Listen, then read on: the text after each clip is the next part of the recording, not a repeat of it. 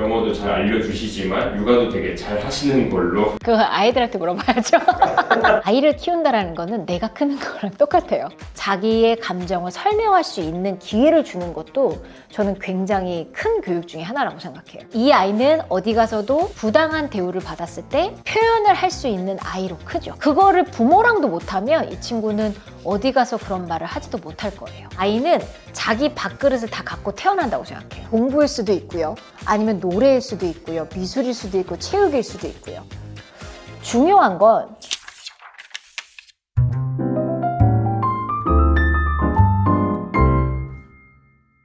주아쌤, 오늘은 육아와 관련된 거를 조금 여쭤보고 싶었는데, 갑자기 네. 주아쌤께서도 이제 영어도 잘 알려주시지만 육아도 되게 잘 하시는 걸로. 그거 아이들한테 물어봐야죠. 많은 분들이 사실 육아랑 커리어를 두 가지를 약간 동시에 잘 하고 싶어 하시는데 되게 어려워 하잖아요. 맞아요. 그래서 어떻게 하면 이 두 가지를 균형 있게 잘 해낼 수 있을까에 대해서 조금 여쭤보고 싶더라고요. 네. 잘하려는 마음에서 전 내려놔야 된다고 생각해요. 내가 무언가를 100% 완벽하게 해서 완벽하게 무언가를 만들어낼 거야 라고 하면 힘이 들어가요. 무슨 일이든 힘이 들어가면 긴장이 들어가고 그러다 보면 어색해지고 그러다 보면 그게 상대방에게 느껴지는 것 같아요. 그게 일이든 아니면 육아든 뭐든 간에 잘 키웠어요에 대한 정의, 아이를 잘 키우고 있어에 대한 정의를 사람마다 어느 정도 조금 다르게 하는 부분도 있는 것 같고, 저는 뭐냐면 20살의 이 아이를 제대로 독립될 수 있는 인간으로 키우는 게 저는 잘 키운다라는 기준이에요. 좋은 대학을 갔어, 영어를 얼마나 잘했어, 이런 기준이 아니고 20살의 이 친구가 독립을 잘 할 수 있는 하나의 인간으로 자랄 수 있게끔 키우는 거, 저는 이거를 육아의 본질이라고 생각하고 이렇게 키워나가는 게 맞다고 생각을 해요. 그 다음에 사실 아이를 키우는 거랑 일을 하는 거, 엄마들이 쉽지가 않아요. 워킹맘으로 산다라는 거는 진짜 쉬운 일이 아니에요. 오늘 같은 경우에도 저희 아이가 입학식이거든요. 안 갔습니다. 못 갔어요. 근데 그거에 대해서 못 가? 안녕? 이게 아니라 이런 일이 있어서 오늘 내가 입학식에는 못 갈 것 같은데, 그런데 엄마가 너무너무 축하해. 저 방금도 이렇게 문자를 보내줬거든요. 그러니까 애정과 사랑을 잘 표현을 하고 이 친구를 독립적으로만 잘 키울 수 있다면 저는 그게 제가 생각하는 육아, 아이를 잘 키웠다라는 기준입니다. 사랑하는 느낌을 계속 받게 한다.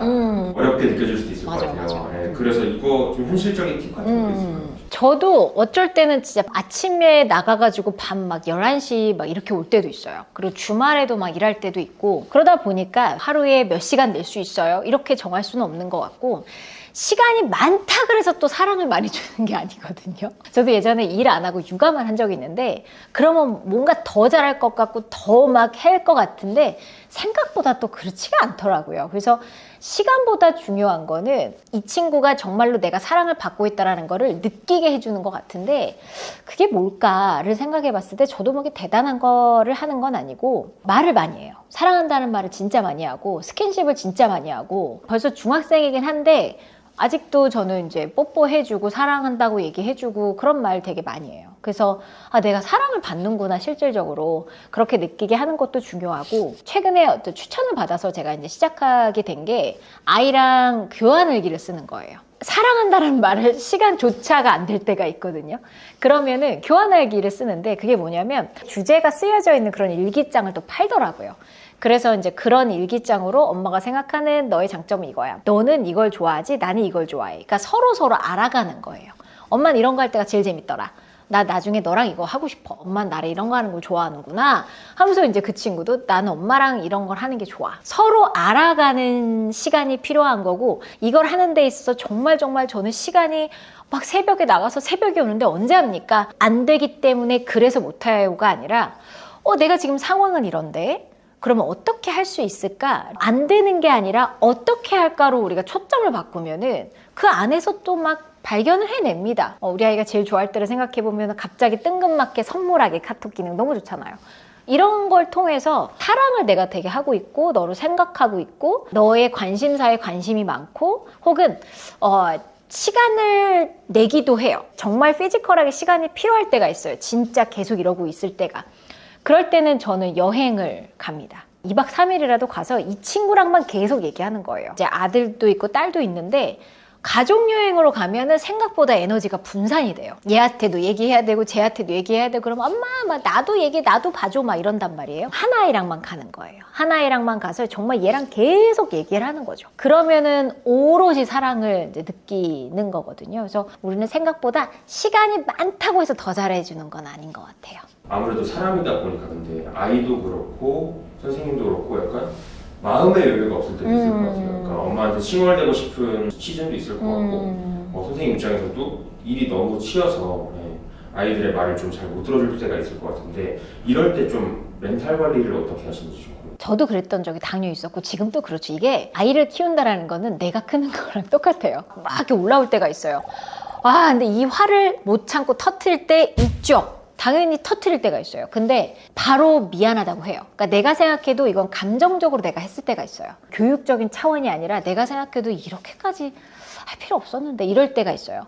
그럴 때는 가서 진짜 미안하다고 얘기해요. 미안하다고 얘기를 듣는 것만으로도 아이들은 힐링이 되더라고요. 엄마가 아까는 좀 감정적이었던 것 같아. 사실 이런 마음으로 했던 게 아닌데 너가 좀 이 부분은 좀 기분이 안 좋았을 것 같아. 이건 내가 미안해.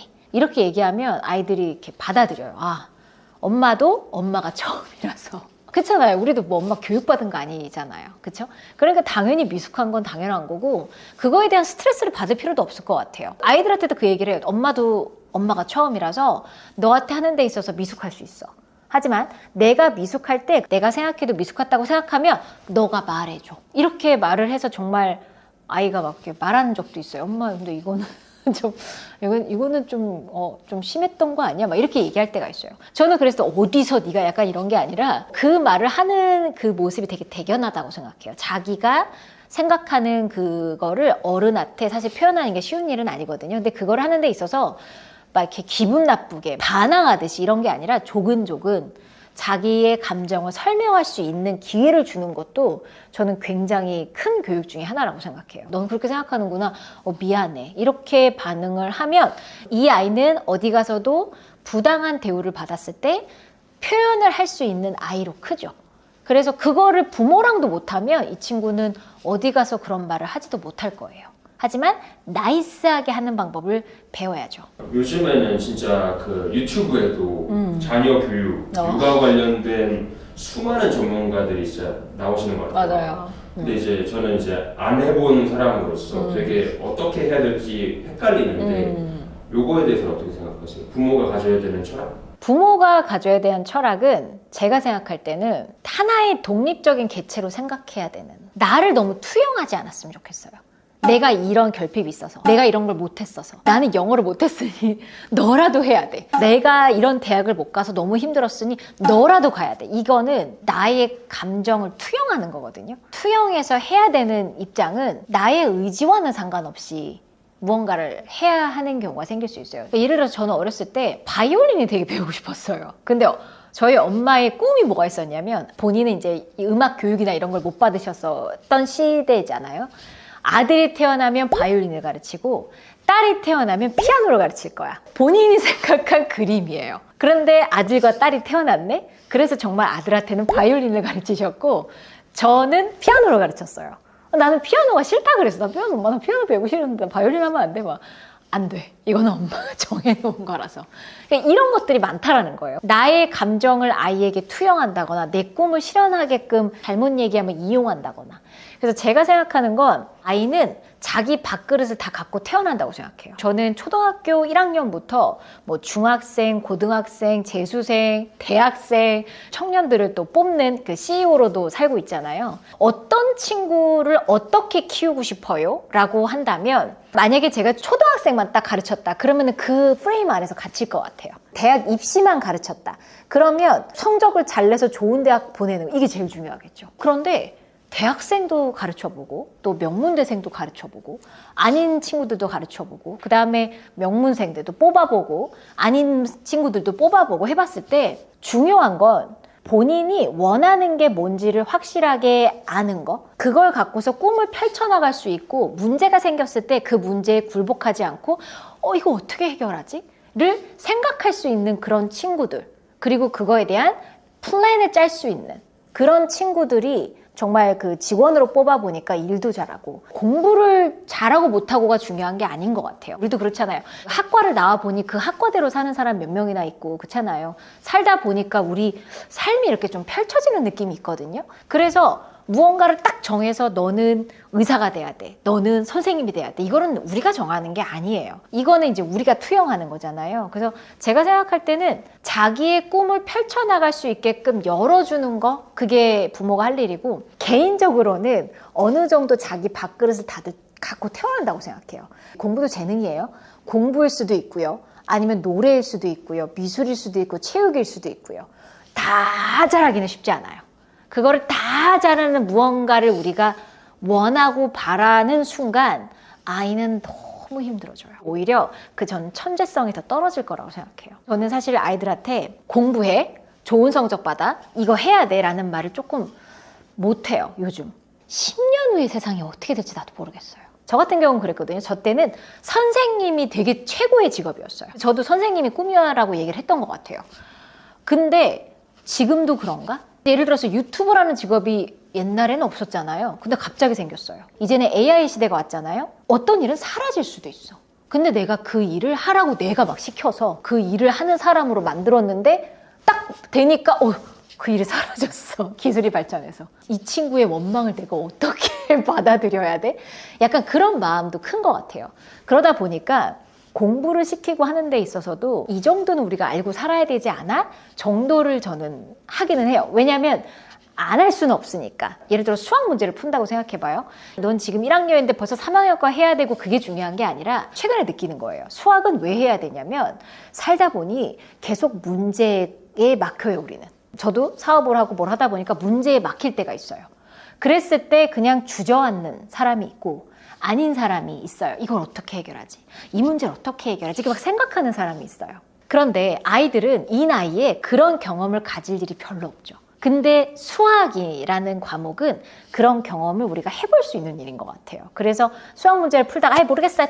답안지 봐야지 하는 친구가 있고 이 수학 문제를 풀기 위해서 하루고 이틀이건 내가 한번 풀어보겠어 하는 그런 경험, 그 다음에 성취, 키울 수 있는 방법이 현재 아이들에게는 공부밖에 없으니까 그런 부분에 있어서 공부를 시킨다지, 이 공부를 통해서 너는 의사가 돼야 돼, 이 공부를 통해서 변호사가 돼야 돼를 위해서 시키는 게 아니라, 그리고 그렇게 아이들한테도 말을 해줘야 돼요. 공부를 하는 이유에 대해서는 이렇게 설명을 해주면 오히려 더 잘 받아들여질 것 같아요. 내가 규정한 삶이 아이를 더 저는 망칠 수도 있지 않을까라는 그런 우려가 드는 것 같아요. 요즘에 또 핫한 게 대치망 약간 이런 게 있잖아요. 그 개그우먼이 따라하고 약간 이런 게 있는데 다들 아이한테는 너무 잘해주고 싶잖아요. 맞아요. 저는 그게 고민이더라고요. 대체 어디까지 해줘야 되지? 어디까지 해줘야 돼. 거의 뭐 매니저처럼 하시던데. 맞아요. 제가 이제 학원에서 아이들을 정말 많이 가르쳐 봤을 때 정말로 이 친구가 멋진 어른으로 크게 하기 위해서는 필요한 게 한 가지가 있어요.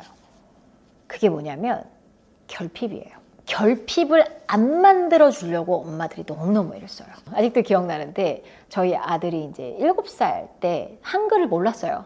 그리고 가르칠 생각도 해본 적이 없어요. 어느 날 이제 이마트를 이렇게 지나가는데 학습지 하시는 분들이 어머 우리 아들 몇 살이에요? 저 7살이에요. 그러면 한글은 이제 쓸 수 있겠다. 이름 막 쓸 수 있죠? 막 이러니까 우리 아들이 좀 쓰는데요 한 거예요. 어떡해, 애들 다 쓰는데 큰일이다. 우리 애 이거 해야겠어요 어머니. 막 이러는 거예요. 그래서 제가 뭐라 그랬냐면 안 해도 돼요. 그랬더니 그분이 뭐라고 하시냐면 혹시 이쪽 계통이 있으세요? 라고 하시더라고요. 보통 이제 사교육을 아이가 학교 가기 전에 막 많이 시키는 이유를 물어보면 뭐라고 얘기하냐면 아이의 자존심, 자존감. 가서 부족하면 안 되니까.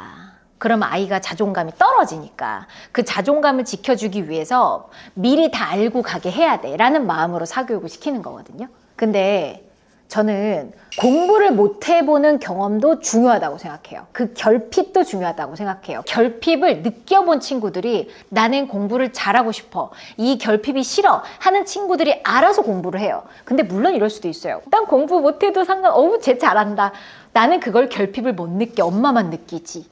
그럴 수도 있어요. 근데 그 친구는 다른 곳에서 또 느낄 수 있어요. 그러니까 모든 사람들이 공부를 잘해야만 한다라는 생각부터 저는 바뀌어야 된다고 생각해요. 결핍이라고 하는 게 예를 들어 누군가는 돈의 결핍도 있죠.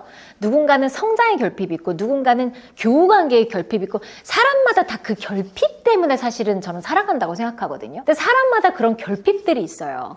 그 결핍을 안 만들어주려고 너무너무 애를 쓰는 게 요즘인 것 같아요. 그러니까 엄마가 너무 힘든 거죠. 너무 다 해주려고 그러면 이 친구는 결핍이 없습니다. 자기가 뭘 좋아하는지도 몰라요. 저 같은 경우에는 아이한테 학원은 3군데밖에 못 다니게 했어요. 우선순위를 매길 줄 알아야 돼요. 태권도도 하고 뭐도 하고 피아노도 하는데 갑자기 엄마 나 갑자기 발레가 배우고 싶어. 이렇게 제 아이가 얘기한 적이 있었어요. 근데 너 벌써 3군데 다니잖아.